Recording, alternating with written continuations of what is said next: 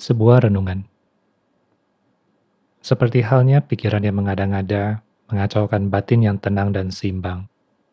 Demikian pula, sadar atau tidak sadar, pikiran yang diekspresikan dalam tingkah perbuatan membuahkan kama, menjanjikan kelahiran kembali, dan sekaligus merupakan penolakan terhadap kebahagiaan dan kebebasan yang katanya didambakan setiap makhluk. Sesungguhnya banyak orang yang masih berbuat demikian karena ragu terhadap kenyataan yang sesungguhnya, sehingga secara sadar menolak timbulnya kesadaran yang mengungkapkan anicca dan dukkha. Karena kesadaran yang demikian itu menimbulkan rasa cemas dan takut.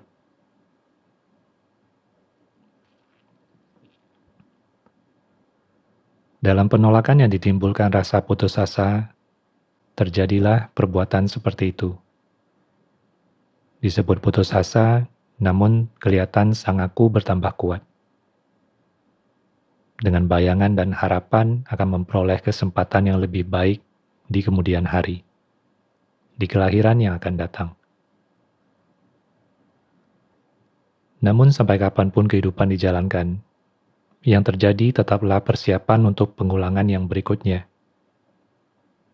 Kehidupan akan terus berjalan selama 4 kebenaran mulia belum disadari, atau diselami, atau malah ditolak. Sehingga sang makhluk akan berputar-putar dalam lingkaran hidup mati, suka duka yang tidak lain dari anicca, dukkha. Dan terhadap segala kejadian, sering orang mengatakan sebagai kama, dengan maksud sebagai akibat masa lampau. Secara demikian perenungan diakhiri. Hingga para bijaksana memperingatkan pentingnya saat sekarang, karena perbuatan yang dilakukan di saat sekaranglah yang akan berbuah di masa mendatang.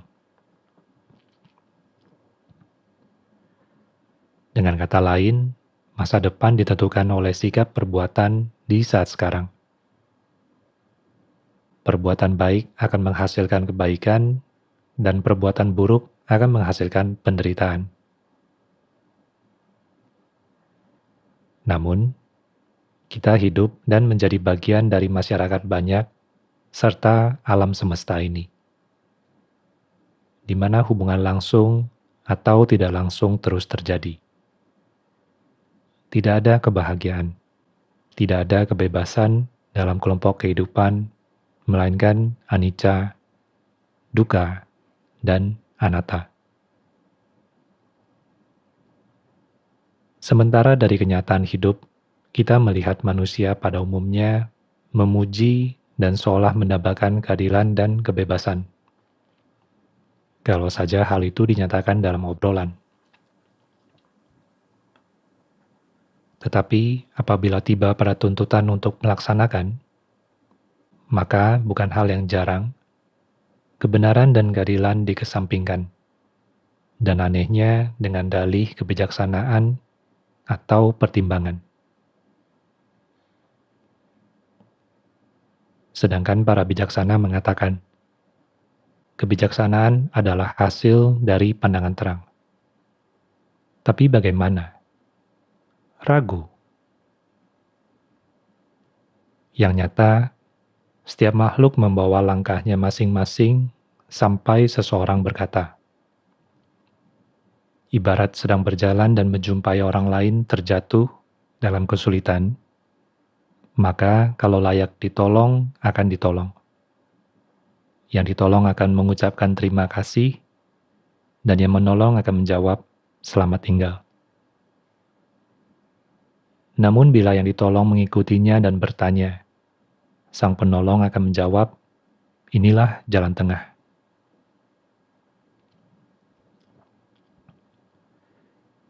Kembali pada awal tulisan. Pikiran yang mengada-ngada, mengacaukan batin yang tenang dan seimbang. Apakah ini bukan karena keraguan terhadap apa yang sedang berlangsung, juga bukan karena tidak mengerti akan keadaan yang sedang berlangsung. Malam, ada yang menderita karena merasa sunyi. Namun, bila dirinya sudah terombang-ambing dalam sensasi, kadang-kadang timbul kesan lama yang indah dalam suasana yang tenang dan sunyi. Akhirnya saya teringat, pernah menjumpai guruku di suatu senja yang sedang duduk sendirian dan tenang. Saya bertanya, "Bante sunyi sendirian?" Beliau menjawab, "Ya, inilah bahagia dalam kesendirian. Ada suatu perbuatan atau karma yang tidak berakibat. Merenunglah dan kemudian belajarlah mengenal diri sendiri dan melaksanakan." Dan kami berdua duduk dan batinku menjadi diam. Tidak terasa waktu lewat dengan cepat. Sang surya hampir silam. Bentuknya tampak lebih besar dari biasa.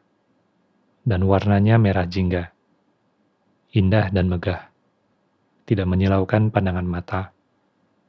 Suasana alam tenang, hening.